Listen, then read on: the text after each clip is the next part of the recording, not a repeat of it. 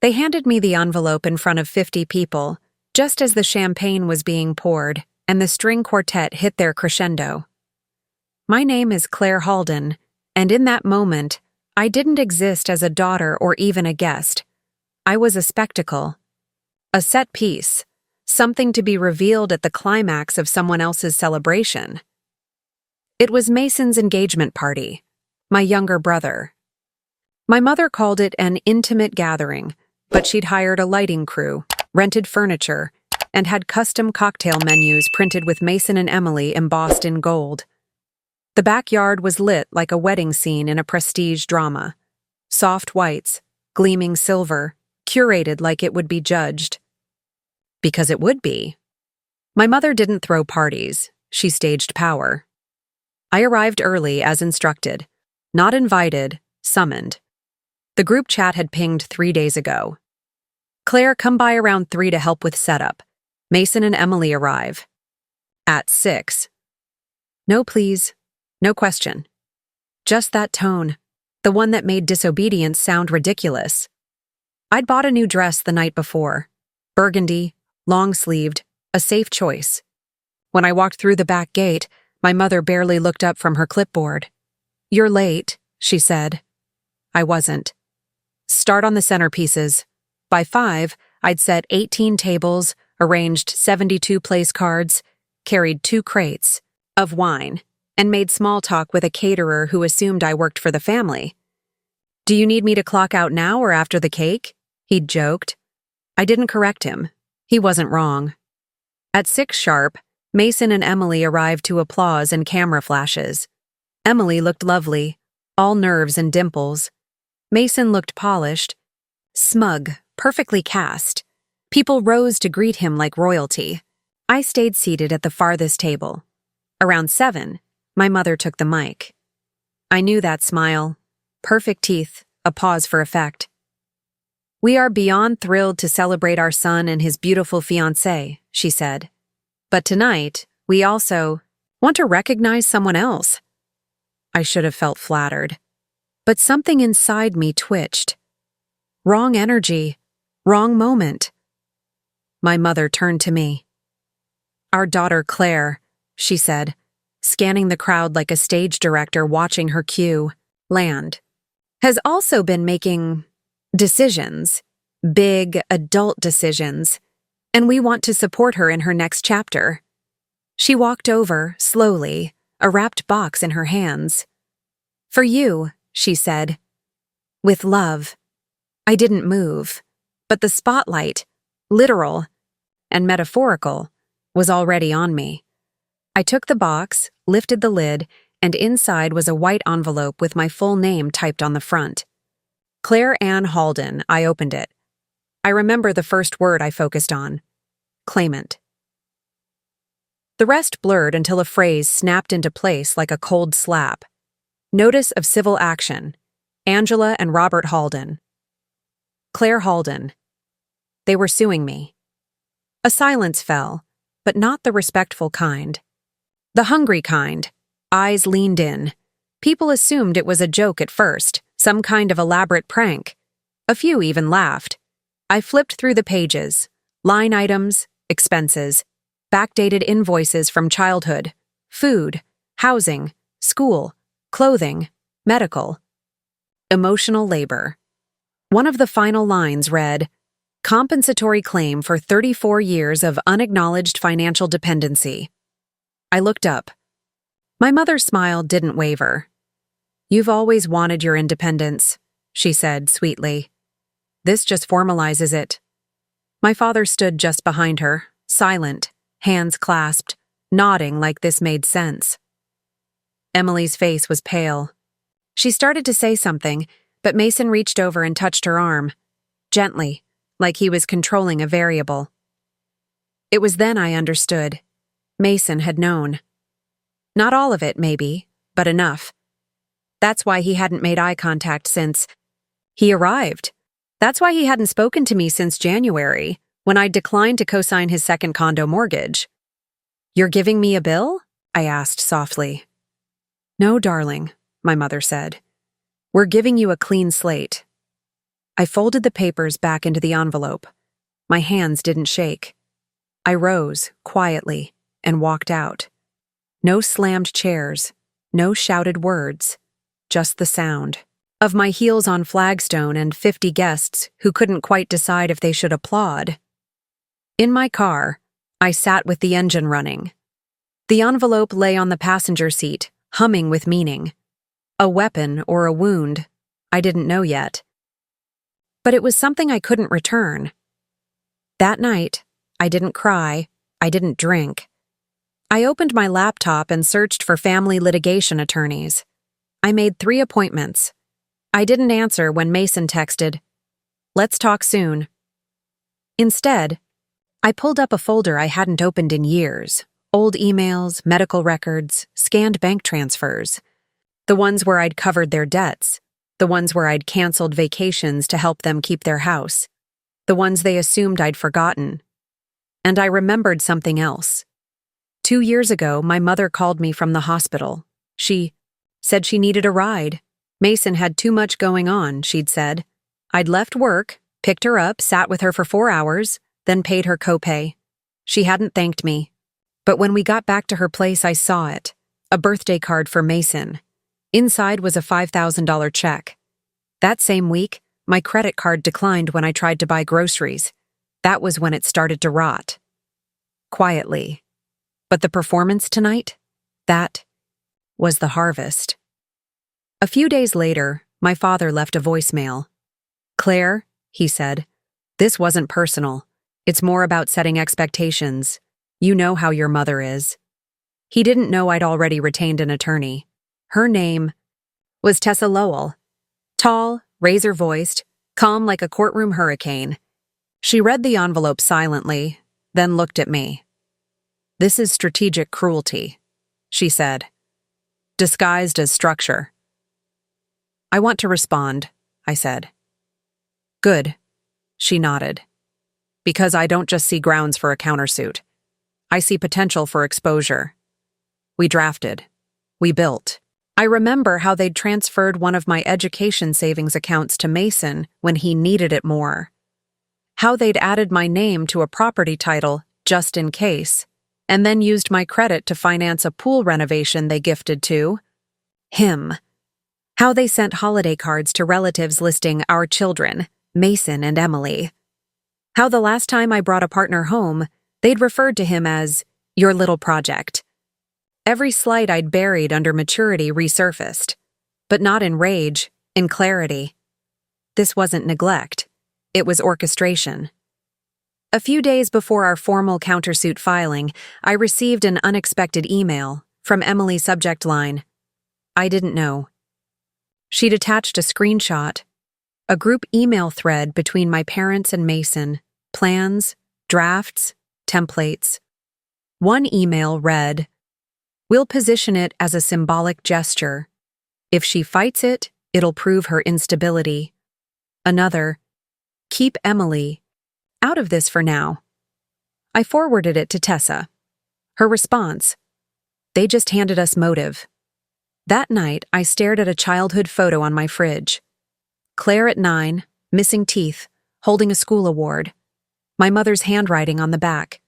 Claire, our strong, smart girl. I pulled it down. Not because I didn't believe it, because I finally did. And that belief was no longer a compliment. It was a threat. I didn't walk into their trap. They walked into mine, and I had only just begun. You're probably watching this, on your TV right now, just letting it roll while you relax. But if my story has you feeling something, don't just sit there. Pick up your phone, search LP, Family Drama on YouTube, and hit subscribe. Because sometimes, the quietest way to say I understand is simply wanting to hear more stories like mine. Stories that don't always get told, but always deserve to be heard. The envelope sat unopened on my kitchen table for nearly 7 hours. I stared at it like it was a live wire, dangerous, volatile, but too quiet. I hadn't eaten, I hadn't showered. I had changed out of my dress, but the necklace I wore that night still clung to my neck like a noose I hadn't noticed tightening. It was 2:11 a.m. when I finally broke the seal. I told myself I'd just scan, just look, just confirm that this wasn't real. But it was. 46 pages, all printed on thick white paper, every page numbered, signed, time-stamped. Angela and Robert Halden, plaintiffs. Claire Halden, defendant. They were suing me for $421,138.27. The figure wasn't random. It was precise, surgical. The pages detailed 34 years of what they called uncompensated dependency. Rent, utilities, groceries, tuition. Piano lessons I never wanted. Dance shoes I only wore once. A line item for parental emotional burden, quantified at $150 per week, going back to 1990. There was even a charge for overhead parental logistics, which they claimed included time spent advocating on behalf of Claire in school. Settings. That line stung more than I could explain. I remembered every teacher meeting I had begged my mother not to attend. Every time she'd sat there, smiling too wide, then criticized me the entire drive home. They had labeled me an expense, a cost center, a failed investment. What I didn't understand was the timing. Why now? Why during Mason's celebration? Why in front of everyone? It took 2 more hours for me to find the answer, because this wasn't about money. Not really. It was about punishment. The next morning, I pulled out an old hard drive from my closet. Years ago, I'd backed up voicemails, emails, and message threads, mostly out of paranoia I didn't have a name for then. I clicked through folders I hadn't opened since my late 20s. One was labeled simply, October, Mason. Inside, I found a thread between me and my parents from 2017. Mason had defaulted on a lease he signed with a friend. Something about miscommunication and a misunderstanding about shared responsibilities. The landlord had threatened legal action. My parents panicked. They asked me to wire $3,500 to cover Mason's portion, which I did, quietly, and they promised to repay it within a month. They never did. Worse, I found an email my mother had forwarded to Mason. It read, in part, Claire bailed you out, again. You really should be more careful. Don't let her hold this over your head. That wasn't the betrayal. The betrayal came later that year when I asked if I could stay with them temporarily after breaking off an engagement. I was raw, grieving. I needed family. My mother said, "It's just not a good time. You're too much right now." That phrase had lived under my skin for years. Too much. But suddenly I saw it differently. Not too much. Just too inconvenient. I hadn't noticed the setup before. I was being painted. Slowly, quietly, over decades. Into the role of the burden. The taker. The one they could eventually invoice. Picked up my phone and called Emily. I didn't expect her to answer, but she did. "Claire?" She sounded cautious. "Are you okay?" "I need to ask you something," I said. "Did you know about the envelope?" "No," she said immediately. "God, no. I didn't even know they were planning anything for you that night." I believed her. But then she hesitated. "There was something weird, though," she added. "A few weeks ago, Angela asked for our guest list. She said she wanted to make sure the right people were there." "What did she mean by that?" I asked. She said something about optics, that your professional circle was too, what was the word? Detached. She wanted a room full of people who would see the story the way it was intended. Intended. The word rang like a bell inside my skull. This wasn't spontaneous. They'd planned to make an example out of me. Emily continued, her voice quieter. Mason didn't seem surprised that night. He told me not to get involved. He said you were always prickly about money. There it was again. Language, weaponized. I thanked her and hung up. I didn't cry. I printed the lawsuit and started highlighting. What struck me wasn't the charges. It was what they didn't include. There was no mention of the times I'd paid their property tax when the bill had slipped past their auto draft. No mention of the flights I booked for them to visit Mason when his girlfriend broke up with him the first time. No mention of the loan I gave them in 2020, just until things settle with the market. And something else was missing. In 2021, I'd drafted a living will for myself. I was dealing with some health issues then and wanted everything documented. When I asked my mother to sign as a witness, she refused. "I don't want to get involved in your arrangements," she said, sipping wine. That line didn't hit me until now. She'd been slowly stepping back from me, emotionally and legally, for years. Then I remembered a comment from my father last Thanksgiving. We were standing on the patio. He was watching Mason laugh with their pastor's son. "You know," he said, "Mason's always had the kind of presence that just fills a room. You're more selective. It's not a bad thing, just different." At the time, it felt like a backhanded compliment. Now, it felt like groundwork. They were rewriting the family narrative, and I was being edited out. The lawsuit wasn't just meant to shame me, it was meant to discredit me before I could speak. I texted one person I hadn't. In a long time, a cousin named Heather. We'd grown up close but drifted apart after college.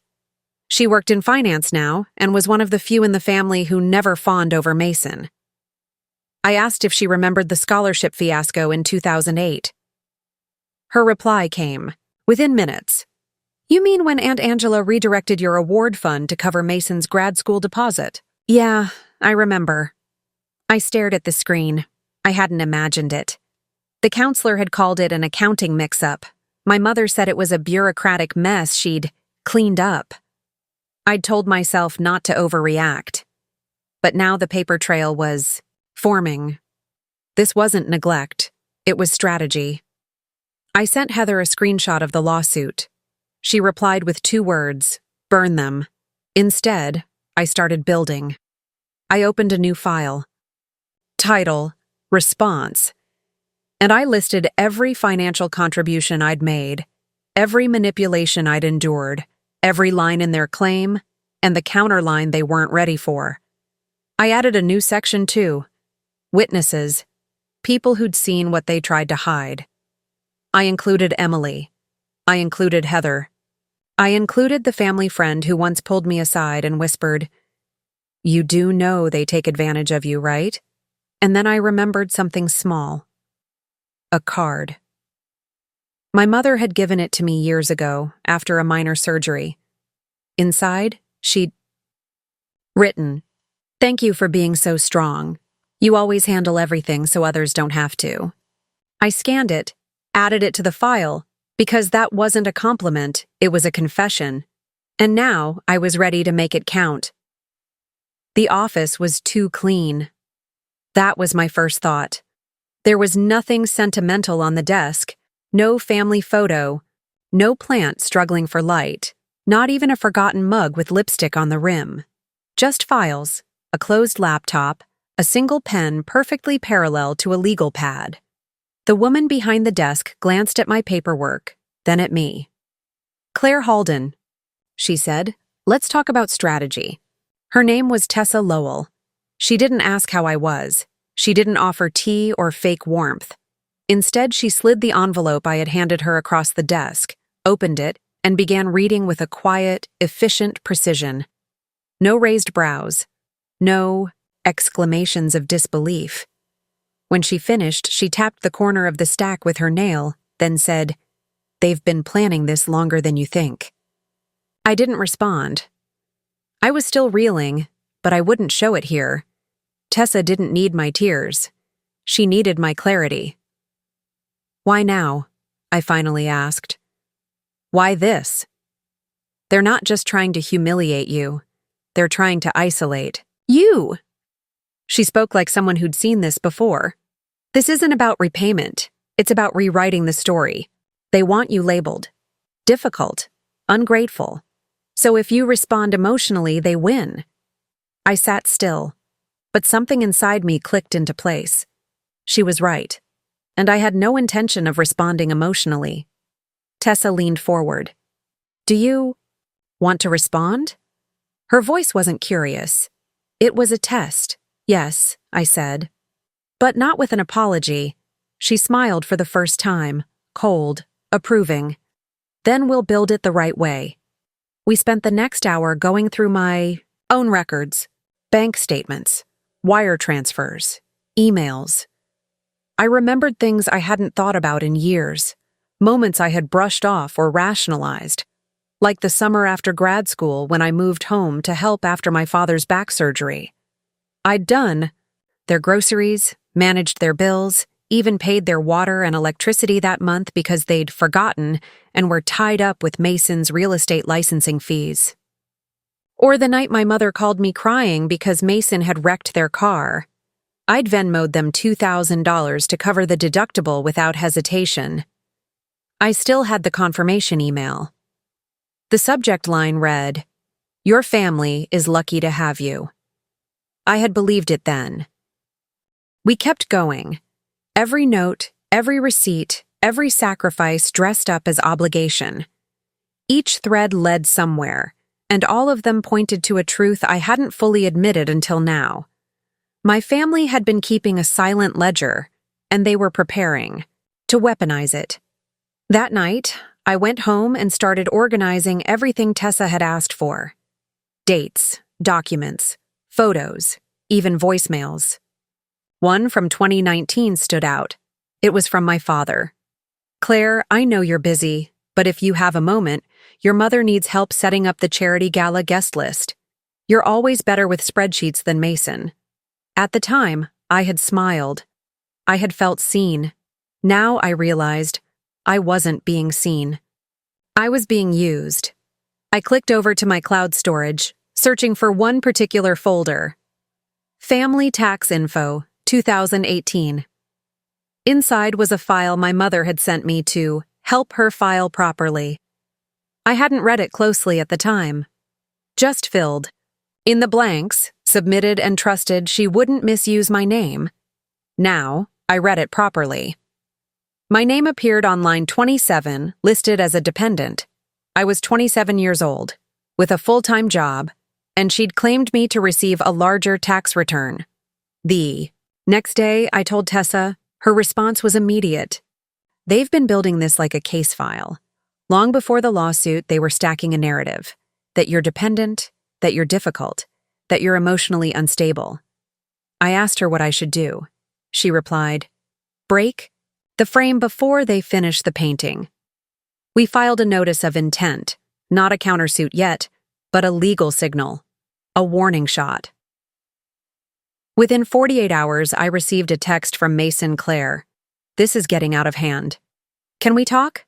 I didn't reply. Tessa said, "He's the next play. They'll send him in to pacify you, to soften the edges. Don't mistake it for loyalty." Instead, I called Heather. Heather was my cousin, on my father's side. She'd once told me, over Thanksgiving dinner, that my mother reminded her of a CEO more than a mom. I hadn't asked her what she meant. I didn't need to. "Heather," I said when she picked up, "do you remember the scholarship fund our grandparents set up?" "You mean the one Mason drained for his first down payment?" That answered that. I told her about the lawsuit. Her silence was brief. "They always said you were good with money," she said finally. "Turns out they just meant you'd pay." I laughed, sharp, humorless. "Do you still have the group email from that year?" "I think so." "Why?" "Proof," I said. "They used funds meant for me to buy him a house, then claimed I was a dependent." She paused. "You're not just pushing back, are you? You're going for them." I didn't answer directly. I didn't need to. 2 days later, Tessa called. "We have enough to proceed," she said, "but there's something you need to see. First," she sent a PDF. It was a transcript, publicly available through a donor database. My parents had listed me in a biography section for their church's capital campaign. Angela and Robert Halden, longtime supporters of the community, have raised two successful children, Mason, a realtor, and Emily, his fiancée. No mention of me. I read the paragraph twice. I wasn't a daughter in that version. I was erased. I forwarded it to Tessa. She said, "They're preparing for a future where you're no longer part of the family narrative. This lawsuit is just the extraction. The real goal is to write you out clean." That was the moment something in me locked into place. I didn't want revenge. I wanted clarity. I wanted my name back, and I was going to take it. One record, one witness, one page at a time. The woman across from me wore silence like armor. Her office was glass and steel, not a trace of comfort. No framed diplomas, no family portraits, no soft distractions.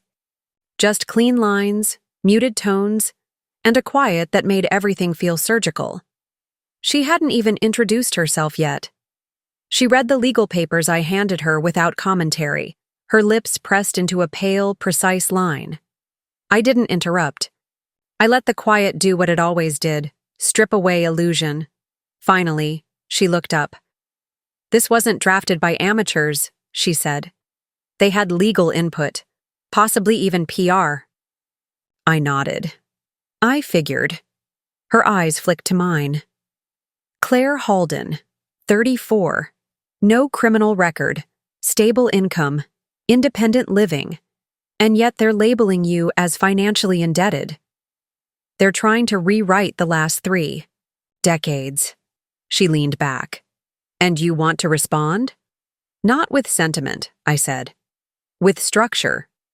That got the first flicker of respect in her eyes. She extended her hand. "Tessa Lowell, I'll be representing you." We began. The first step wasn't reaction, it was reconstruction. I sat across from Tessa in session after session, walking backward through my own life like a forensic accountant in my own history. Every transfer, every favor, every forgotten concession. She asked questions I had never dared ask myself. "When did you first start paying your parents' bills?" 26. Their car insurance lapsed. Mason was in between jobs. "Did they repay you?" "No, but they sent me a wine basket." "Did you keep the receipt?" I didn't laugh. She wasn't joking. By the end of the week, we had a working file. Tessa divided it into 4 sections: financial contribution, emotional neglect, legal manipulation, public discreditation. And that last one, public discreditation, was where everything started to shift. "Your parents' tactic hinges on controlling the narrative," she said. "They framed you as unstable in front of an audience. It was premeditated, absolutely. And their audience wasn't just friends. It was reputational leverage. Look at the guest list." She handed me a document, a compiled list of names from the engagement party. A handful of them stood out: 2 from their country club's board, 1 from the church council, and a woman named Evelyn Tate, editor of a regional magazine my mother had once been profiled in. "Who are these people?" I asked. "They're validators," Tessa said. "And they weren't there for Mason. They were there for the scene your mother planned." That word, scene, landed differently. It wasn't a party. It was a narrative launch. I wasn't just being pushed out of the family system. I was being rewritten. That night, I revisited something I'd filed away long ago. A letter from my mother, written the week I moved into my first apartment. It started kindly. "We're proud of you." But the second paragraph had always felt strange. Just, "Remember, independence doesn't mean isolation, and self-sufficiency doesn't mean cutting off the people who made it possible." I had read it then as encouragement. Now I read it as conditioning. Independence, yes, but on her terms. I brought the letter to Tessa. "This line," I said, pointing. "It always felt like a warning." "It was," she said. "A coded one." She looked at me carefully.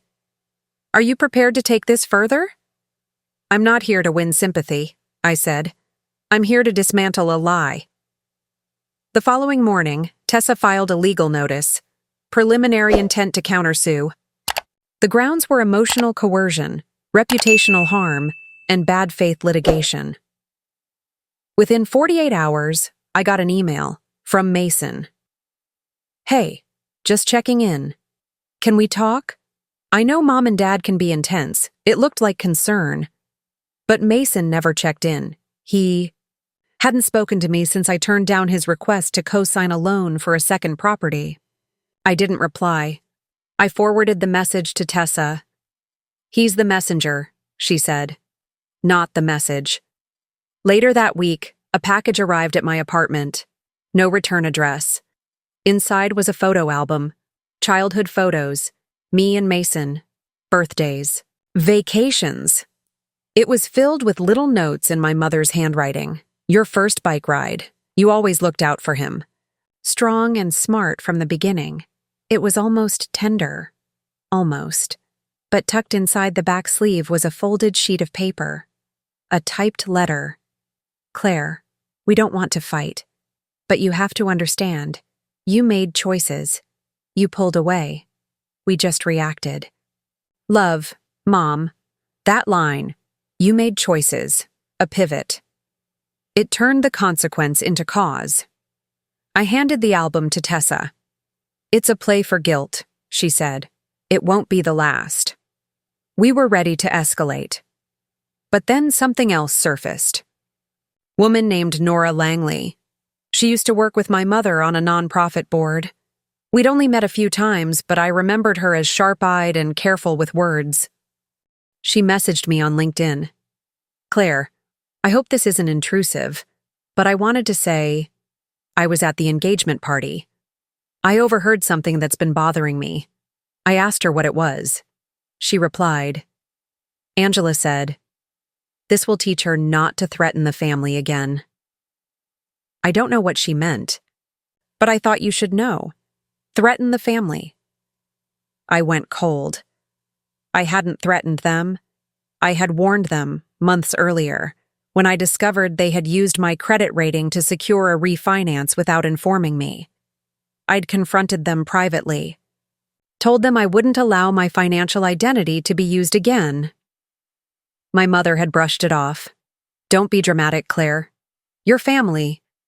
So this lawsuit wasn't retaliation for my distance. It was retaliation for my boundaries. Tessa said, we'll need Nora's testimony. Do you think she'll go public? She doesn't have to. A sworn statement is enough. One more thread added to the web, and then, just as we prepared to file the countersuit, something shifted. Tessa called me in. There's something you need to see. She slid a document across the desk. It was a donor report from the community foundation where my parents had served for years. The latest update featured a quote from Angela Halden. Family isn't just about blood. It's about mutual support. We've always taught our children to contribute back, to earn their place in the world. Tessa didn't say a word. She didn't need to. Because now it was clear. They weren't just attacking me. They were laundering their reputation through charity, through narrative, through calculated erasure. I looked at Tessa. It's not just about me, I said. They're using me as a cautionary tale.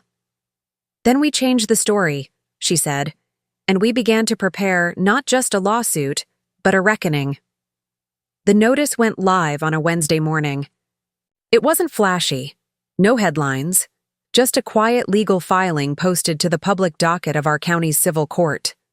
My name, their names, the case number, a claim for emotional injury, financial coercion, and defamation by intentional misrepresentation.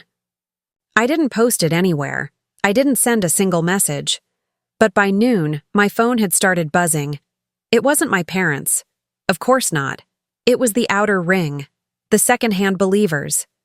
People who'd grown comfortable watching my family's story from the bleachers. An aunt who hadn't texted me in years suddenly wanted to have coffee and catch up. A family friend forwarded me a Bible verse about forgiveness. One message read, "Just heard what's happening, hoping you'll choose peace. Peace. That word dropped like a leash. As if I was a dog that had broken away, I didn't respond, but I added their names to a list. By evening, Tessa had already predicted the ripple effect. "They'll use silence to their advantage," she said. "They won't speak publicly, not yet. Instead, they'll let their people do the whispering, passive, controlled, safer." She was right. Again.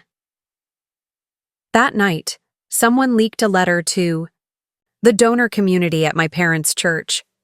A message allegedly from Angela, filled with dignified sorrow. "We're grieving a deep fracture in our family. We've always tried to support both our children equally, but sometimes wounds twist perspective. We pray for healing. Please respect our privacy during this difficult time." There it was, the reframe. Not perpetrators, victims, not accusers, misunderstood, caretakers. And in a single sentence, I had been reduced to a wound. The next morning, Emily called. She hadn't reached out since the night of the engagement party. I almost didn't answer. But curiosity got the better of me. "Claire," she said, I don't know if I should even be calling you." "Then don't," I said. She was quiet for a beat. "I'm not calling for Mason. I'm calling because I found something." I didn't speak. I waited. "There's an old document." "In your parents' safe," she said. "I wasn't looking for anything, I swear. Angela asked me to grab her travel insurance forms and I found it mixed in with old bank records." "What was it?" It's a trust revocation notice. For your college fund. It's dated before you even graduated high school." "They liquidated it." I closed my eyes. "They told me once," Emily continued, "that you lost your scholarship, that it was why you stayed local for school." "No," I said. "I stayed local because I didn't know the money was gone." She swallowed hard. "There's a copy in their home office drawer. Mason doesn't know I'm calling. I just thought—" "You deserve to know." I didn't thank her. I didn't reassure her. I hung up. I didn't cry. Instead, I called Tessa and told her everything. "We'll subpoena the record," she said. "If they lied about education funding, it'll show financial misrepresentation. That changes the entire tone of our case." "We're right," I said. "They've been building this for years." She paused, just briefly. "No, they've been building this for themselves. You've just never dismantled it, until now."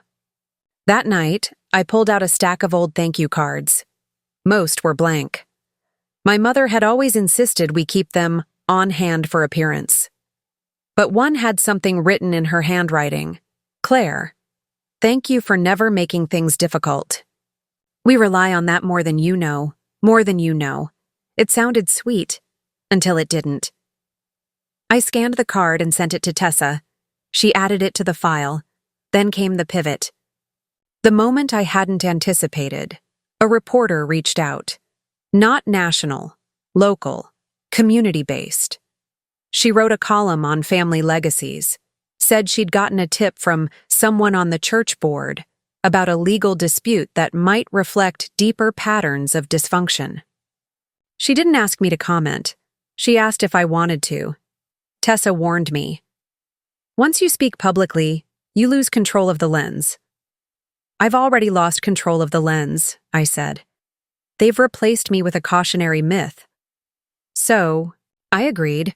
I didn't give her anything personal, just facts, public records, the original lawsuit, our countersuit. No accusations, just clarity. The column dropped 2 days later. The headline was clinical: "When support becomes debt, one woman's legal battle to redefine family obligation." But the content was unmistakable. It didn't vilify. It documented. Clean, clear, sharp. And for the first time, the image cracked. I received no calls from my parents. But Robert's law firm quietly removed his name from their alumni newsletter that week. The foundation Angela chaired posted a vague announcement about leadership changes.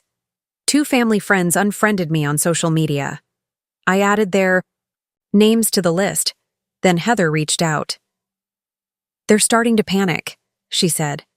"I've had 2 relatives forward me a message from Angela. She's framing you as mentally unstable, that this is a breakdown, not a boundary." I asked Heather to forward it. She did. The message was short, but there was a sentence that mattered. "We always supported Claire's independence, but she's never quite known how to be part of a family." I read it 4 times. That wasn't an insult. It was a reveal. Because in their definition, family had never meant support. It meant silence. It meant subservience. It meant debt. So yes, I didn't know how to be part of that, and I never would again. We began preparing to serve Discovery. Tessa was surgical. "We're not chasing an apology," she said. "We're positioning them against their own image. They built their power on appearance." We pull the thread, and I was ready, because I wasn't a wound. I was the suture they never thought would pull tight. The envelope came on a Friday, unmarked except for my name typed in cold serif font, centered, clinical. Inside was a handwritten letter which already felt off. My mother didn't write by hand unless she wanted something to feel real, human, earnest, which meant it wasn't. The letter began with familiarity. "Claire, I'm writing this instead of calling because I don't want things to escalate." It was meant to seem soft. It wasn't. We never wanted things to get this far. We only wanted you to understand how much you cost us. There it was. No apology, just accounting. And even now, wrapped in cursive and careful wording, they were still tallying me up. Still assigning value with a $sign attached. But it was the last line that mattered. "You've always been the strong one." That's why we expected more from you. Strength in their language wasn't a compliment. It was permission. It meant I could carry what they didn't want to. Be the one who forgave, absorbed, normalized. They praised my spine so they could break it without guilt. I folded the letter carefully, slid it back in the envelope, and placed it in the same drawer where I kept the funeral program for my grandmother, my mother's mother.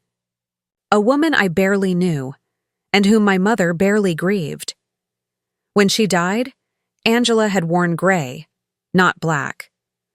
"I've already mourned her in pieces," she said. At the time, I thought it was wisdom. Now I realized it was rehearsal. I told Tessa about the letter. She didn't ask to see it. She didn't need to. "They're using fatigue as strategy," she said. "They want you to be tired, confused, torn between rage and guilt until you fold." "I'm not folding," I said. "No," she replied, "but they don't know that yet, so let's show them." The next move was small but deliberate, a subpoena for bank records tied to the trust Emily had mentioned, the one they liquidated before I graduated. We didn't alert them, we didn't file noise, just silence and a legal motion. 2 days later, I received an email from my father. Rare. He preferred to speak only when Angela wasn't around, like his voice needed her absence to exist. It read, "Claire, I hope this message finds you well. I want you to know I don't support everything your mother is doing. She has her ways, but families should stay families. Can we talk privately?" I stared at it for a long time. Then I forwarded it to Tessa, without comment. She called me within minutes. "They're splitting the front," she said. "Divide and confuse. He wants to extract you from your own defense. If you respond, you open a channel they'll control." I knew that. And yet, there was still a part of me, the child, that wondered, could he be sincere? Could there be one person in that house who hadn't orchestrated this? But then I remembered. The night of the engagement party. When I looked at him, after I opened the envelope, after the crowd fell silent, and he couldn't meet my eyes, he folded his hands, That was all I needed to remember. I didn't reply. Instead, I made a decision I hadn't voiced to Tessa yet. Called the HR department at my old university, where I now knew my mother had pulled strings. Years ago, when I'd applied for a fellowship, she'd insisted on checking in with a faculty friend of hers. Back then, I thought it was support. Now, I wondered. The department secretary was polite but hesitant. When I asked if Angela Halden had ever contacted their office regarding my scholarship status in 2007, she paused. "I'm not sure I can disclose that," she said. "But we did have an unusual revision to your aid package that year. It came from an external note. Someone suggested your financial need was overstated." There it was. I thanked her, hung up, and finally understood why I didn't get the grant I'd been told I narrowly missed. It wasn't missed. It was taken. Tessa took the information without flinching. "We'll add it to the pattern. If your parents interfered with your financial independence, it strengthens the coercion claim." She added a new section to the case file, title, Interference with Autonomy. But what came next, I didn't expect. Emily messaged me again. A single sentence. "I think you should see what's happening on the family Facebook page." I opened it. Angela had posted an old photo of Mason and me, both of us children, standing in front of a snowman, his scarf crooked, my gloved hand on Mason's shoulder. The caption read, "They used to be so close. Some wounds never heal. But love endures, even if it's not always returned." The comments were filled with the usual suspects: sympathy, confusion, veiled judgment, praying for reconciliation. Family is everything. It's never too late to forgive. I didn't comment. I didn't message anyone, but I printed the post, because that was the pattern too. Emotional framing. She had weaponized nostalgia, turned a moment of sibling joy into a loaded bullet of guilt and optics. And worse, she'd done it through me. She hadn't posted Mason alone. She'd posted us. Because I was still useful to her image, even as she tried to erase me from her life. Tessa looked at the printout. They're building a counter-narrative, one in which you're the wayward daughter, lost in her own anger, while they remain loving and long-suffering. "Let them build," I said. "Because you're tearing it down." "No," I said, "because I'm not in their story anymore. I'm writing my own." And we filed the next motion, quietly, precisely, without rage, without announcement, but not without effect. Because that week, the pastor of my parents' church reached out to me. He didn't send a message of comfort. He sent a legal query.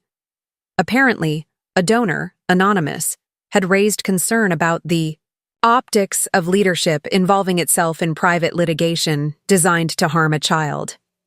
Apparently, someone had sent the pastor a copy of the lawsuit and the countersuit. Apparently, someone was watching. I didn't know who that donor was. I still don't. But I knew this. The stage Angela had built was no longer hers, and every spotlight she lit now cast shadows she couldn't control. It was just past 9 when the buzzer rang. I wasn't expecting anyone. I was reviewing deposition strategy with Tessa over the phone, scanning a line in the draft that made me pause. Patterns of informal servitude under the guise of familial duty, when the apartment intercom buzzed again. Persistent this time, I muted the call. "Hello? It's me, Mason." I let silence hang long enough to make him repeat it. "I just want to talk, Claire. Please." I didn't speak. I just pressed the button to unlock the front door. Not out of warmth, out of calculation. Letting him in didn't mean letting him close. I opened the door before he could knock. He looked good. That was the problem. He always did. Clean-cut, effortless, the kind of man people called charming before he said a word. He was holding 2 coffee cups, like he thought this was a scene from a feel-good reconciliation movie. "You, still like oat milk, right?" he said. I didn't take the cup. I stepped aside. He walked in like he still believed this was his role, to glide through discomfort with a grin and a Band-Aid. "I figured it'd be easier to talk in person," he said. "Things are getting a little out of hand." I folded my arms. "Cut to it." He smiled like I was being difficult. "Look, I know Mom and Dad can be intense, controlling, but suing them? It's making you look dangerous?" I offered. He blinked. "Unwell." I let the word hang. I wanted him to hear it in his own voice. Wanted him to feel how easily he echoed them. "They sued me first," I said. "In public. In front of you. I didn't know they were going to do that. You didn't stop it." He looked down, jaw tight. "They told me they just wanted to teach you a lesson. That you were ungrateful," I finished for him. He didn't deny it. "You believed that?" I asked. He hesitated. "I think you've always held a grudge. You never really felt like part of the family." "Because I wasn't part of the family. I was a resource." He set the coffee cups down. "Look, this doesn't have to get uglier. You're better than this." There it was, the compliment shaped as a shackle. I smiled. Cold. "I'm exactly as good as this," I said. He exhaled, frustrated now. "You know they're changing the will, right? Cutting you out." "Of course," I said. "That's what people do when they run out of moral leverage. They reach for legal ones." That hit something. He picked up his jacket. "You've changed." "No," I said. "I've stopped pretending." He left without another word. 10 minutes later, I opened the coffee cup he'd brought. There was a folded receipt inside, an old one, from a jewelry store in Boston, dated 2 years ago. The name on the purchaser, Claire Halden. It was my card. I'd let him borrow it when he said his got hacked. He'd never paid me back. He'd said it was for rent, but it wasn't. The item? Custom engagement ring. For Emily. I sent a photo of the receipt to Tessa. She called me in seconds. "That's financial misrepresentation. Personal funds used without disclosure." "He used my name," I said. "No," she corrected. "He used your silence." And he wasn't the only one. Later that week, I got a message from Emily. It was just a link to a private shared drive. No explanation. Inside were emails, dozens, between Angela and Mason, planning, coordinating. One thread in particular stood out. Subject line, Claire's obsession with fairness. In one message, Angela had written, "She's always tallying. If we make her feel like she's being unreasonable, she'll back down. She needs to think we're disappointed, not threatened." And Mason had replied, "Leave it to me. I know how to manage her. Manage me. Like a liability. Like a volatile asset. Like a threat." Emily's only message was this: "I didn't know he'd used your name. I'm sorry, I didn't respond. I didn't need her guilt. I needed her silence to break." I forwarded the entire thread to Tessa. She added a new section to our motion. Malicious familial coordination. We weren't fighting a family. We were dissecting a strategy, and this time, I wasn't the one being managed. That Sunday, I went to church. Not mine, theirs. I sat in the back. No makeup. Hair tied back. Invisible on purpose. Angela was on stage, talking about restoration, about forgiveness, about the strength of motherhood. She locked eyes with me once and flinched, because for the first time, she couldn't read what I would do next. I left before the service ended, but not before dropping off an envelope with the pastor. Inside was a copy of the lawsuit, and a note. Forgiveness is easy when you're not the one being buried under the weight of it. That week, their donation to the church was quietly rescinded, not because of my case, because someone had finally asked a question, and Angela didn't have a script prepared for the truth. The engagement party had ended, but the reverberations of that night lingered like a persistent echo in my mind. The humiliation of receiving a lawsuit as a gift from my own parents was a wound that refused to heal. Yet, amidst the pain, a steely resolve had taken root within me. I would not be the silent, obedient daughter any longer. I sat in my apartment, the lawsuit papers spread out before me. Each word was a testament to the years of neglect and favoritism that had defined my relationship with my family. I knew I needed someone who could help me navigate this treacherous path, someone who could help me fight back. That's when I found Tessa. Tessa was a force to be reckoned with. Sharp, analytical, and unyielding, she was everything I needed in a legal ally.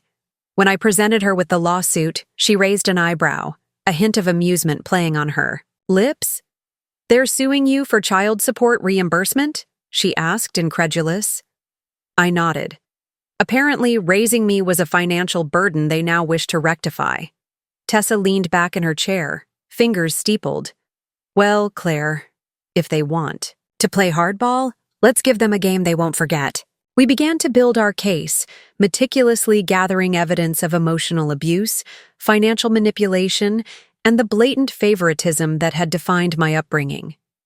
Each piece of evidence was a brick in the fortress I was constructing to protect myself and, ultimately, to confront them. As we delved deeper, I uncovered financial records that painted a damning picture. While I had been left to fend for myself, Mason had been the beneficiary of generous loans and gifts from our parents. One transaction stood out, a $50,000 transfer labeled as a business investment.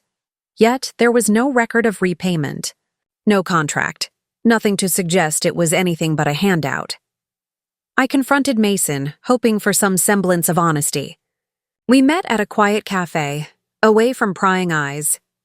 "Claire," he greeted me, a hint of nervousness in his voice. "Mason," I replied coolly. "I need to ask you about the $50,000 our parents gave you." He shifted uncomfortably. "It was a loan for my startup. They believed in my vision. Was there a contract? Any repayment plan?" He hesitated. "No, but they knew I'd pay them back once the business took off." "And has it?" He looked away. "Not yet." I nodded, the pieces falling into place. "Interesting, because they seem to have no issue giving you money, yet they demand repayment from me for simply existing." Mason's face flushed. "Claire, it's not like that." "Isn't it?" I asked, standing up. "You might want to prepare yourself, Mason. This is far from over." Back with Tessa, we compiled the evidence, building a case that highlighted the emotional and financial disparities between me and Mason. We documented instances where I had been denied support, contrasted with the generous assistance Mason had received. We also gathered testimonies from family, friends, and relatives who had witnessed the favoritism firsthand. One such relative was Aunt Margaret, my mother's sister. She had always been a silent observer, but when I reached out, she agreed to speak. "Claire," she said during our meeting, "I've seen how they've treated you. It's not right. Angela always doted on Mason, but with you, it was different." Her words were both validating and painful. I thanked her for her honesty and added her statement to our growing dossier. As the court date approached, I felt a mix of anxiety and determination. This was my chance to stand up for myself, to confront the years of neglect and manipulation. I knew it wouldn't be easy, but with Tessa by my side and a solid case, I was ready. On the day of the hearing, I walked into the courtroom with my head held high. Angela and Robert were already seated, their expressions a mix of surprise and disdain. Mason sat behind them, avoiding my gaze. The proceedings began, and Tessa presented our case with precision and clarity. She highlighted the financial disparities, the emotional neglect, and the manipulative tactics my parents had employed. The judge listened attentively, occasionally glancing at my parents, who shifted uncomfortably in their seats. When it was my turn to speak, I took a deep breath and addressed the court. "Your Honor, This lawsuit is not about money. It's about acknowledgement. For years, I have been treated as less than, made to feel unworthy of love and support. This lawsuit is my parents' final attempt to assert control over me. I refuse to let them. The courtroom was silent as I finished. The judge nodded, taking notes. After a brief recess, the judge returned with a decision. Based on the evidence presented, it is clear that the plaintiff's claims are unfounded. Furthermore, the counterclaim highlights a pattern of emotional and financial abuse that cannot be ignored. I hereby dismiss the original lawsuit and rule in favor of the defendant. Relief washed over me, but it was tempered by the knowledge that this was just one battle in a long war. As I left the courtroom, I felt a sense of empowerment. I had stood up for myself and I had won. But more importantly, I had taken the first step in reclaiming my life and my narrative. Outside, Emily approached me, her expression one of sympathy. "Claire, I'm so sorry for everything. I had no idea." I nodded. "Thank you, Emily. It means a lot." As I walked away, I knew that this was not the end, but a new beginning. I was no longer the silent, obedient daughter. I was Claire Halden, and I was finally taking control of my own story. The morning after the verdict, I expected silence. What I got was chaos. My phone lit up with texts and missed calls, some from cousins I hadn't spoken to in years, others from neighbors who had always greeted me with tight smiles and condescension. The Halden name was slipping from the pedestal Angela had spent decades polishing. And I hadn't said a single word to the press. Not yet. The article had dropped sometime around 6 a.m., a long, meticulously sourced piece on local community news, titled, "Prestigious Family Faces Lawsuit Over Alleged Emotional Abuse Favoritism." It didn't name me directly, but it didn't have to. The quotes from the courtroom transcript, the timeline, the breakdown of financial discrepancies, it was all there. Every single seed I'd quietly planted had bloomed in one synchronized explosion. Angela had underestimated just how many people she'd stepped on. The journalist, a woman named Danny Creighton, wasn't a stranger to me. We'd met only once, at a benefit dinner my mother co-chaired, where she'd made a cutting remark about Danny's blogger credentials. That was 3 years ago. I remembered the way Danny's jaw clenched. I remembered because mine did the same when spoken to that way. I never reached out to Danny, but someone else had, Emily. She texted me only one line that morning. I told her everything. It was like holding a lit match in a room soaked in gasoline. I should have been nervous, but I wasn't. I sat down on my couch, coffee in hand, and read the article in full. There was one detail, a single sentence buried halfway down that made me pause. She was handed legal papers as a gift in front of 120 guests. So someone had told her that detail. I hadn't. Emily couldn't have known. Only one person stood on that side of the table and could have seen it happen from that angle. Robert. I stared at that line. My father had always been the ghost in the room, present but never interfering, silent but complicit. He hadn't defended me, not once, but he had also never defended Angela, not explicitly. And now it seemed he'd finally chosen a side. I didn't text him. I didn't need to. That night, the doorbell rang. I expected the usual messenger or package drop, but it was Robert, standing outside my apartment, wearing a coat too thin for the weather, holding nothing but a folded envelope. He didn't ask to come in. He handed it to me like a stranger might return a lost scarf. "I thought you should have this," he said. His voice was flat, but there was something behind his eyes. Guilt? Relief? It was hard to tell. I took the envelope. He turned and left without waiting for a word. Inside was a copy of a trust fund amendment, dated 2017, signed by both of my parents. It confirmed what I had long suspected but never proven, that my name had been removed as a beneficiary and Mason's had been doubled. There was a notepaper clip to it. It wasn't in Angela's handwriting. I didn't agree. But I didn't stop her. That was my mistake. I stared at the words for a long time, not because they healed anything, but because they confirmed something deeper. Robert had been watching, and by staying silent all these years, he'd been allowing the blade to sink deeper. Now, in the quiet aftermath, he was handing me the weapon, a confession of sorts, not enough to fix what was broken, but just enough to finish what I had started. The next day, Tessa called. "You've got leverage now," she said. "More than enough to bring public scrutiny if you want to take this further. But we're also in a good position to settle." "I don't want money," I said. "I know. But leverage isn't just for punishment. It's for shaping how the ending looks." She was right. I didn't want to drag this into another courtroom. That was never the point. It had always been about exposure, about choice, about no longer sitting at the kids' table while the adults discussed my fate in polite, performative tones. So we sent a proposal. No demand for payment, no pursuit of damages. Just one clause. A formal retraction of the initial lawsuit and a signed public apology to be delivered in front of the same community that had witnessed my humiliation. At the annual Winter Gala, Angela's prized event, attendance mandatory, microphones on. The pushback came swiftly. Angela was shocked, offended, wounded. Robert remained silent, of course. Mason tried calling me 3 times. Emily left me a voicemail whispering, "They're unraveling," but I didn't respond to any of them.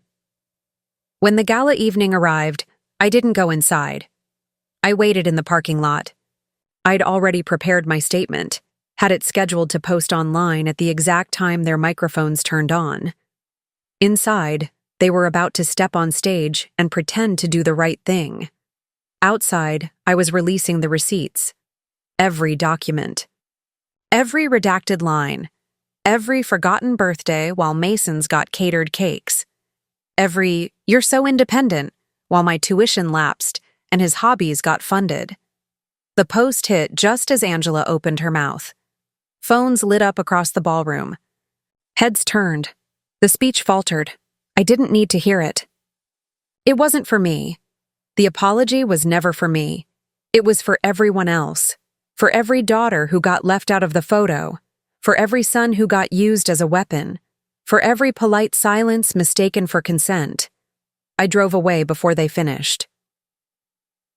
Behind me, the applause they earned for a lie finally turned to static. And ahead, there was nothing left but quiet, and my own voice finally echoing back. The morning after the gala, I didn't check the news. I didn't scan for reactions. I didn't want to see who clicked like, who whispered behind a wine glass, who finally believed me because a crowd did. That wasn't the point. I made myself breakfast. 2 eggs, soft. Toast. I watered the orchid on my windowsill. The quiet wasn't empty. It was earned. It was mine. For 34 years, I'd mistaken peace for compliance. I'd been trained to flinch in invisible ways, at tone, at silence, at the shift in a chair. Every Christmas dinner, every fundraiser, every Sunday call was a choreography I had memorized to survive. But when I stepped back from that stage, I saw the performance for what it was, a family built not on love, but control. Affection doled out like currency, guilt wielded like a leash. I didn't answer Mason's messages. He sent 8. None of them were apologies. They were questions. Why would you do this? How could you? Was it really that bad? Questions that told me he still didn't understand, because he'd never had to. When you've always been chosen, you never learn what it costs the unchosen. Angela tried once too. A single voicemail. No tears, no shame. Just her voice, clipped and rehearsed. "You've embarrassed this family. I hope you're proud of yourself." I listened to it twice, not for pain, but for proof. Proof that the apology she'd been forced to read meant nothing. It hadn't touched her spine. It was a mask she wore to save her name, not her soul. I deleted the message. Robert never spoke again. But I heard through Emily that he hadn't returned to the house. He'd booked a room at a quiet hotel on the edge of town. He didn't say he was leaving. He just never went back. That, oddly, was the closest he'd come to choosing me, leaving the room where I was erased, and Emily. She was the only one who said thank you. A small handwritten note delivered days later, no return address, just her name. You woke something in me. I hope one day I'll have your courage. It struck me then. The gift I gave her was the one no one had given me. Permission. To name what hurts. To break the rule of silence. To walk out when staying means vanishing. I kept working. Not because I had to, but because it reminded me of what I had built with my own hands, not what was handed to someone else. Clients came and went. Contracts renewed. But there was a new lightness in me, sharp and still, like steel that had been forged through fire, not dulled by it. 6 weeks later, I went to the lake, the one we used to visit as kids, where Mason learned to swim and I learned to sit still, while everyone forgot I was cold. I sat on the dock alone. The wind was biting and the water dark, but I felt clearer than I had in years. That's where I'm writing this from. And if you're still listening, then hear this. Not as a confession, not as revenge, but as a warning and a prayer. Family is not an excuse. Not for cruelty, not for betrayal, not for the erasure of someone's worth. Being related to someone does not mean they own your silence. Being born into a system of favoritism does not mean you have to keep dancing inside it. You are allowed to name what was done to you. You are allowed to say, "This hurt, and I deserve better." And when you do, when you stop justifying their choices with your forgiveness, when you stop shrinking to protect their image, something shifts. Not in them, maybe never in them, but in you. Your spine straightens, your voice returns, your future begins. I didn't win anything in court. I didn't walk away richer, but I walked away real, and that is the prize they will never touch. If you saw yourself in my story, if you've ever been the quiet one, the erased one, the second-place name in a house that only knew how to clap for one child, then this is for you. You are not alone. You are not broken. You are not the villain. For choosing truth over tradition, you are simply done being edited out of your own life. So tell it, loudly, clearly, and if they won't listen, leave them in the silence you once sat in, because that silence, when it's chosen, is power. Thank you for staying through this journey with me. If Claire's story moved you, if it echoed something you've lived or helped you see something more clearly, subscribe to the channel. It's the quiet support that helps voices like mine keep going, and helps others know they're not speaking into the void. There are more stories, and they deserve to be told.